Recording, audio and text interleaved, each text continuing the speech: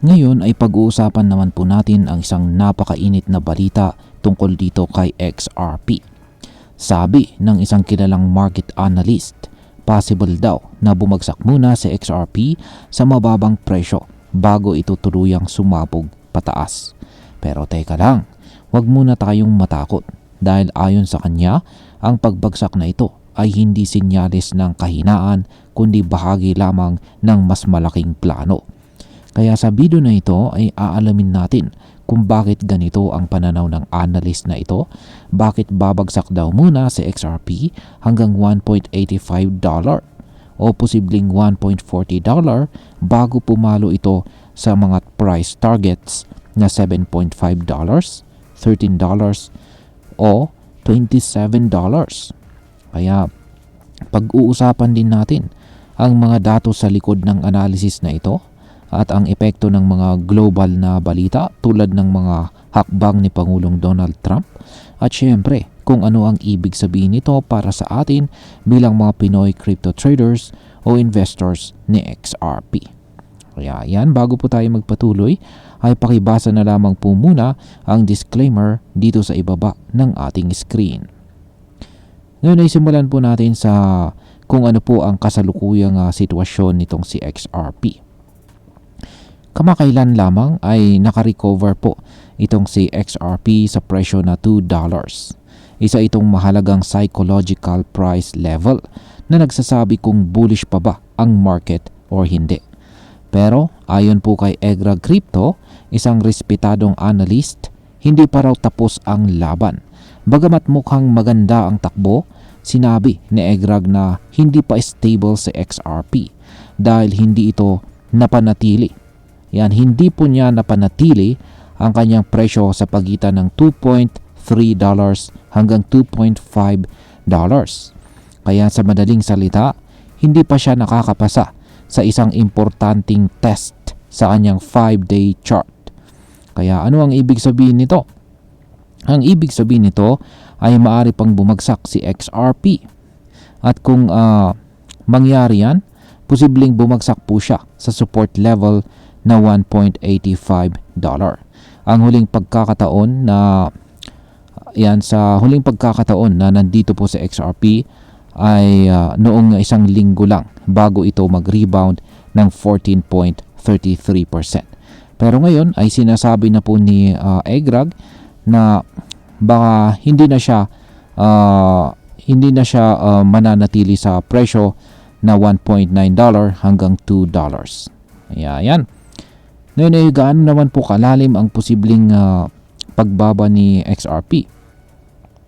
Ayon po kay Egrag, kung hindi po mananatili sa XRP sa itaas ng presyong $2.3 hanggang $2.5, may posibilidad po itong bumagsak sa $1.85. Pero hindi dito natatapos ang babala. Sa pinakamasamang senaryo, pwedeng bumagsak sa XRP hanggang $1.40. Oo, tama ang narinig ninyo. Pwede raw siyang umabot sa bagong yearly low kung magkakaroon ng tinatawag na liquidation event. Karaniwan itong nangyayari kapag may biglaang balita o pangyayaring ginagamit ng mga market makers para gulatin ang mga retail investors. Sa madaling salita, pwedeng gamitin ng malalaking players ang mga unexpected na balita para manipulahin ang market at kumita. Ngayon ay bakit po sinasabi ni Egrag na bullish pa rin siya kahit may posibilidad ng pagbagsak? Yan, ito ang nakakatuwa. Kahit pa bumababa si XRP, sinasabi ni Egrag na bahagi lang ito ng mas malaking plano. Hindi raw ito sinyalis ng tuluyang pagbagsak, kundi paghahanda para sa isang malaking bullish rally. Ayon sa kanya, 3 price targets ang nakikita niya. At nakikita niya sa hinaharap para kay XRP. At ang una ay ang $7.50. Pangalawa ay ang $13. At ang kanyang ultimate goal ay nasa $27. Lahat ng ito ay posibleng mangyari kung uulitin ni XRP ang naging galaw nitong nakalipas na taong 2017 hanggang 2018. Nitong mga panahong ito ay nagsimula po si XRP sa presyong 20 digits 57 at sumabog ito papuntang $3.31 sa loob lamang ng ilang buwan. Nakikita po ni Egrag na parang October 2017 ang current situation ngayon. At kung tama ang pattern, malapit nang sumabog pataas si XRP. Ngayon ay ano naman po ang kinalaman ng geopolitics sa presyo ni XRP? Isa pa sa mga dahilan kung bakit pabago-bago ang galaw ni XRP ay dahil po sa mga global na pangyayari. Isang halimbawa dito ay ang ginawa ni President Donald Trump na 90-day pause sa mga dagdag na tariff. Kahit na pansamantalang nagbigay ito ng relief sa market, nananatili pa rin ang kaba ng mga investors. Binalikan pa ni Egrag ang nangyari noong taong 2021 kung saan ay binan ng China ang Bitcoin mining. Dahil dito ay bumagsak po si Bitcoin ng halos 46%. Pero kalaunan ay bumawi ito at umabot sa all-time high na $69,000. Ayan, para kay Egrag ay pwedeng mangyari po ulit ito sa ngayon. Yung mga geopolitical na balita ay pwedeng mag-trigger po ng short-term crash, pero bagay lang ito ng mas malaking cycle.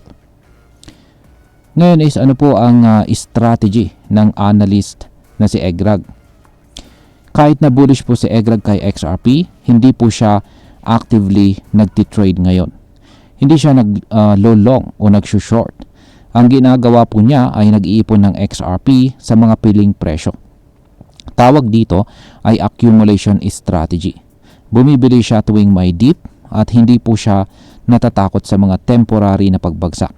Para sa kanya, mas importante po ang long-term view kaysa sa mga daily price swings. Ngayon ay pag-uusapan naman po natin ang posibleng maging epekto nito para sa atin bilang mga Pinoy crypto traders at investors ni XRP. Yan, para sa atin ay napakahalaga po ng ganitong impormasyon. At bakit? Dahil sa volatile nature ng crypto market, madaling magpanic at magbenta kapag bumabagsak ang presyo. Pero kung naiintindihan natin ang mas malaking larawan, hindi tayo basta-basta natitinag. Kung ikaw po ay isang XRP holder, magandang pag-isipan kung alin ang mas mahalaga sa atin, ang short-term na kita o ang long-term na potensyal. Kung tulad ka ni Egrag na naniniwala sa pangmatagalang pag-angat ni XRP, maaring ang mga dip na ito ay oportunidad para makapag-accumulate ng mas maraming XRP. Yan, bilang panghuli ay ang masasabi ko naman tungkol dito ay napaka-interesting ng analysis dito ni Egrag. Hindi lang siya basta umaasa sa hype, kundi base sa historical data at saka technical analysis ang kanyang pananaw. Ang totoo, hindi madali ang maging crypto investor. Kailangan mong matutong magtiwala sa analysis. Pero handa ka ring harapin ang risk. Tama lang na maging maingat sa mga ganitong babala. Ayan. Pero huwag tayong mawalan ng pag-asa kapag may pagbaba sa market. Ang mahalaga, alam po natin ang ating strategy at hindi tayo padalos-dalos sa mga desisyon.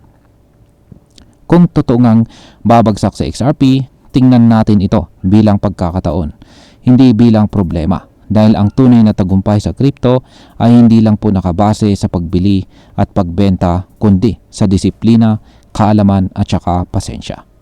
At ayan, hanggang dito na lamang po tayo sa video na ito mga ka-crypto. Marami pong salamat sa panonood. Ingat po tayo lagi at God bless po sa ating lahat.